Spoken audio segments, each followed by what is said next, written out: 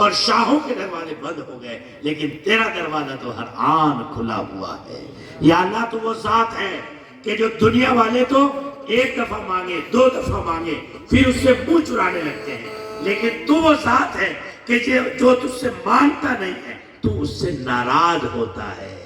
اور مانگنے والوں سے رب کیا ہوتا ہے بھائی؟ راضی ہوتا ہے۔ اور آخری جملہ یاد رکھنا،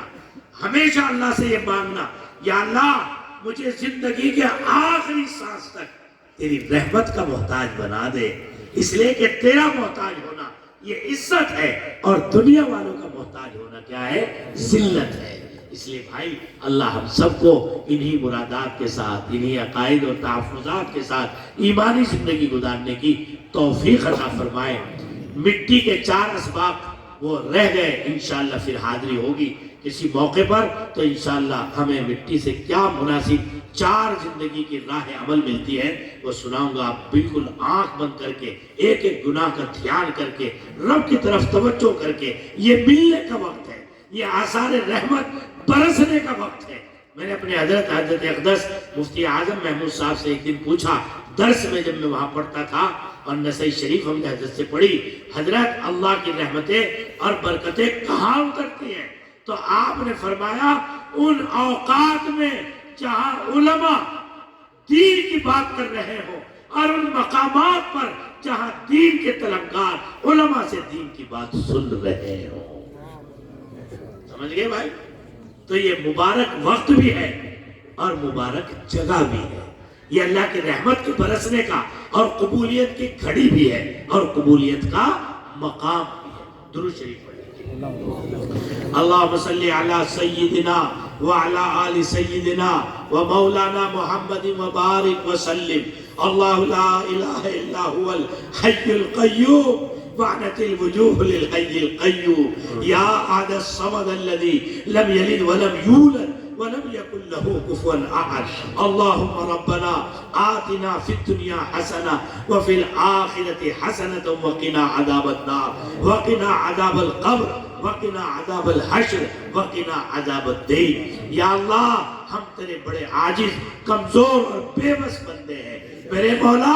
ایک سانس اندر چلا جائے اور آپ اسے نکالنا نہ چاہیں، یا اللہ ساری میڈیکل لائن فیل ہو جاتی ہے، اور ایک سانس باہر ہو اور آپ اسے دوبارہ داخل نہ کرنا چاہیں، ساری دنیا کی مشینریاں اے اللہ بے بس اور ہیچ ہو جاتی ہے۔ اے میرے مولا جو بندہ ایک ایک سانس میں تیرا محتاج ہو، پھر تیری بغاوت کرے، نافرمانی کرے، شرکشی کرے، جھوٹ بولے، دوسرے کا حق ضائع کرے، دوسرے کی توہین کرے، غیبت، چغلی، بہتان، الزام تراشیوں کا مزاج بنا کر انسانیت کی آبرو ریزی کرے، یا اللہ یہ بڑی حماقت نہیں تو کیا ہے؟ یا اللہ اس ذلت سے بچا دے، اس سفاہت اور حماقت سے حفاظت فرما دے، یا اللہ پورے مجمع کو معاف فرما دے، ان کے اہل و عیال کو معاف فرما دے، عزیز و اقارب کو معاف فرما دے، یا اللہ اس پوری بستی پر رحم فرما دے، یا اللہ یہ شہر اس وقت جن خطرات کے نشانے پر ہے اے اللہ خصوصیت کے ساتھ اپنی خصوصی مدد متوجہ فرما دے، اے اللہ ظالموں کو ظلم سے اللہ رکنے کے لیے اے اللہ حیبت اور رعب پیدا فرما دیجئے، اے اللہ اپنا فضل فرما کر حامی اور ناصر بن جائیے، میرے مولا مشکل کشا تو آپ ہی ہے، قاضی الحاجات تو آپ ہی ہے، اے اللہ ہر مصیبت زدہ اور ہر مستر اور بے چین کی آہ کو سننے والے تو میرے مولا آپ ہی ہیں، اے اللہ ہم نے ہمیشہ ہر مشکل میں آپ کو پکارا ہے اور آپ کی مددوں کو اپنی آنکھوں سے دیکھا ہے، یا اللہ ہندوستانی اہل ایمان اہل حق کے لیے اے اللہ اپنی مدد اور نصرتوں کے فیصلے فرما دیجئے، یا اللہ ہمیں معلوم ہے کہ ہم انتہائی گندے ہیں، ہم نے قدم قدم پر آپ کی نافرمانی کی ہے، تیرے نبی کی سنتوں کی توہین کی ہے، اے اللہ رب چاہی کے بجائے من مانی اور نفسانیت کی زندگی گزاری ہے اور ہمارے اوپر تیری نافرمانیوں کے داغ لگے ہوئے ہیں، لیکن میرے مولا ہم نے اپنی ماؤں کو دیکھا تھا کہ جب ہم چھوٹے سے تھے اور گندے ہو جاتے تھے یا اللہ وہ ہمیں نہلاتی تھی، دھلاتی تھی، صاف کپڑے پہنتی تھی، پھینکتی نہیں تھی، یا اللہ سینے سے لگا لیتی تھی۔ میرے مولا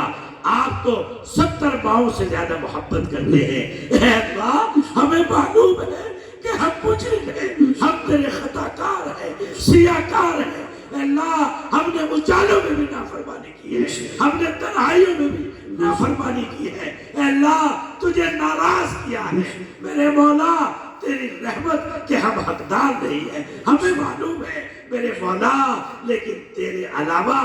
جائے کہاں؟ دنیا والوں کے لیے تو ہر پتھر اے اللہ شنکر ہے، کنکر اے اللہ معبود بنا ہوا ہے، میرے مولا ہم نے تو تیری چوکٹ پہ ہمیشہ سر جھکایا ہے، قیامت تک جھکائیں گے، یا اللہ معاف فرما دیجئے، یا اللہ معاف فرما دیجئے، اے اللہ یہ انسانیت پر رحم کرنے والے علماء کی جماعت یا اللہ جو ہر وقت ہر آن کڑن اور فکر کر رہی ہے، مولا اس سے سکتے کراہتے سماج کو بچا لیجئے، رسوم و رواج کے حامل سماج کو بچا لیجئے، سنت کی روشن قندیلوں پر کھڑا فرما دیجئے، یا اللہ یہاں تحفظات دین کی حفاظت کے فیصلے فرما دیجئے، ہمارے حضرت مولانا رئیس صاحب اور قاضی صاحب اور جتنے بڑے ذمہ داران شہر کی ذمہ دار شخصیتیں، اے اللہ اس مقابلے کے لیے، بات چیت کے لیے اور کمپرومائز کے لیے، صلح کے لیے، اس فتنے کو دبانے کے لیے اے اللہ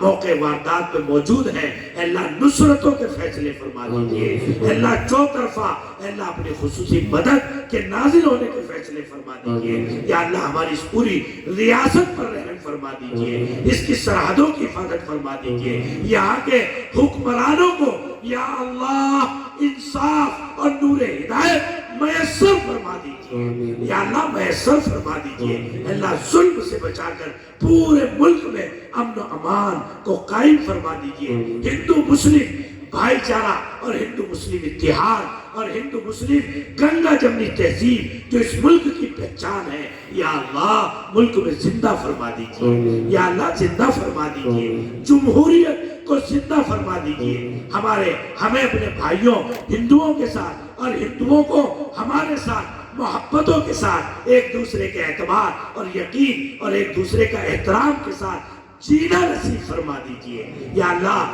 مندر کو کوئی زد پہنچے ہمیں تکلیف ہو اور مسجد کو کوئی زد پہنچے تو انہیں تکلیف ہو، یا اللہ اس ملک کے خواب ہمارے 55,000 علماء نے دیکھا تھا جنہوں نے اپنی جانوں کو اس ملک کے لیے قربان کر دیا، یا اللہ ان کے خوابوں کی تعبیر کو زندہ فرما دیجئے، یا اللہ جو جلسے کی منتظمہ ہے اس کی جان میں مال میں عزت آبرو میں برکت عطا فرما دیجئے، ان کی کوششوں کو چوطرفہ حاسد کے حسد سے، شریروں کی شرارت سے محفوظ فرما دیجئے، یا اللہ ہمارا جتنا مجمع جو تمنا دل میں لے کر آیا ہے اے اللہ سب کے کھیڑے بسا دیجئے، سب کے لیے خوشیاں مقدر فرما دیجئے، برکت والی روزی میسر فرما دیجئے، یا اللہ جو کچھ اس طالب علم نے مانگا اسے بھی عطا فرما، اور ایسے موقعوں پر حاضر ہونے والوں کے لیے جو آپ دیا کرتے ہیں اللہ سب کو عطا فرما دیجئے، یا اللہ ہماری علماء کی، ائمہ کی، خطبہ کی جو جماعت آئی ہوئی ہے اے اللہ سب کی حاضری کو قبول فرما دیجئے، اے اللہ اپنا فضل فرما کر سب کے لیے برکت والی اور نفع والی روزی میسر فرما دیجئے، وصلی اللہ تعالی علی خیر خلقہ سیدنا محمد وآلہ وصحبہ اجمعین۔ بھائی آپ سب کاروباری ہیں، جب اپنے گھر سے نکلے صبح کو یہ بالکل پلے گرا باندھ لینا اپنے، جب صبح کو اپنے گھر سے نکلے آفس کے لیے، مزدوری کے لیے، شو روم کے لیے، کاروبار کے لیے 11 مرتبہ قل هو اللہ احد یاد رہے گی انشاءاللہ، قل هو اللہ میں خالص اور خالص اللہ کی تعریف، اس کی قدرت، اس کے تصرف کا تذکرہ ہے، اور 11 مرتبہ درود شریف۔ تو گویا کہ آپ نے دونوں ہستیوں کو اپنے ساتھ کر لیا، دنیا کی کوئی طاقت آپ کا بال بے کر نہیں کر، اور کاروبار برکت والا نفع والا ہوگا، اور جب شام کو اپنے گھر لوٹے تو گھر میں داخل ہونے سے پہلے 11 مرتبہ قل هو اللہ اور 11 مرتبہ درود شریف۔ یوں فرمایا کہ گھر آئے گا وہاں بھی خوشی ملے گی، اور کاروبار میں جائے گا وہاں بھی روزی اور برکت اور خوشی ملے گی، اور جب اپنے گھر سے نکلے بسم اللہ توکلت علی اللہ بسم اللہ اللہ. کیا فائدے ہوں گے؟ 3 فائدے. نمبر 1، جس مراد کے لیے جا رہا ہے وہ پوری ہوگی. نمبر 2، اللہ کی طرف سے حفاظت ہوگی اور اللہ کی نصرتیں اور مددیں چلتے ہوئے اس بندے کے ساتھ ہوگی اور فرشتے اس کی حفاظت فرمائیں گے. اللہ عمل کی توفیق عطا. سبھی حضرات